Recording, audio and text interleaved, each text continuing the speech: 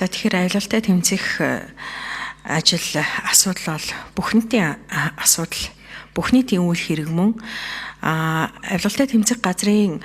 хамрах хүрээний асуудал бол зөвхөн улс төрийн хүрээнийх ч юм уу төрийн эрх мэдэлтнүүдийн одоо авилгал хэл ахуулын асуудал бас биш байдаг. Авилалтай тэмцэх газрын асуудал одоо хамрах хүрээнд бас иргэн болон иргэнээс дээгүүр эрх мэдэлтэй хинч одоо байсан тэр хүмүүсийн хоорондын харилцааг бас шийддэг ийм одоо ажил бас байдаг. Өнгөрсөн хугацаанд авилалтай тэмцэх газарт одоо жишээлбэл иргэн болон цагдаагийн албан хаагчийн эрүүдэн шүүсэн хэргийг тийм ээ цаг тухайн үед нь хариуцлагатай хянамгай одоо хүний эрхийн мэдрэмжтэй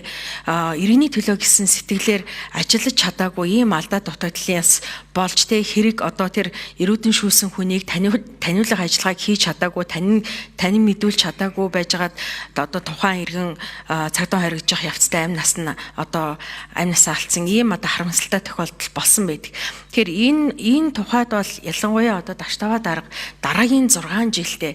ийм алдаа огт гарахгүй байхын төлөө ялангуяа өөрийнхөө удирдлага зохион байгуулалтанд ор ажиллаж байгаа авилгалтай тэмцэх газрынхаа бүх албан хаагчид мэргэжилтэн байцаагч хэн байдгийг тэр бүхнийг энэ бүх зүйлд хүний төлөө яг өөрийнхөө хүүхдийн төлөө явж байгаа юм шиг иргэний төлөө хүний эрхийн мэдрэмжтэй хүнлэг сэтгэлээр маш одоо хариуцлагатай хянамгай ийм цаг нартай ажилтдаг ийм байдлыг маш сайн сахиулаасаа гэж бодож байна. Тэгэхээр зэрэг ямар ч лээсэн дараагийн 6 жилд бол ийм одоо иргэн болон иргэнээс дээрх одоо эрх мэдэлтэй хин хоорондын одоо ийм асуудал бол ямар нэгэн байдлаар авилгалтай тэмцэх газар цаг алдсан боломжийг алдсан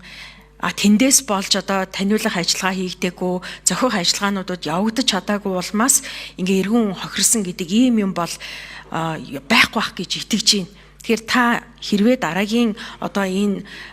сонгогдоод ажиллах болвол энэ тал дээрээ бүр одоо маш сайн дээд хяналтыг тавьж тэгээд асуудлыг үүссэн хойно нь тийм ээ одоо албан хаагчийг албан тушаалаас нь огцруулах, халах ийм байдлаар биш харин өөрийнхөө удирдлагад ор ажиллаж байгаа энэ бүх хүмүүстэй хүний эрхийн мэдрэмжтэй хүний төлөө гэсэн энэ ажиллах хурд хүч, хариуцлага, сахилга батыг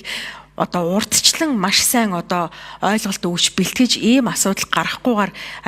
ажилласаа гэж хүсэж байгаагаа илэрхийлэх гэсэн юм аа. За баярлалаа.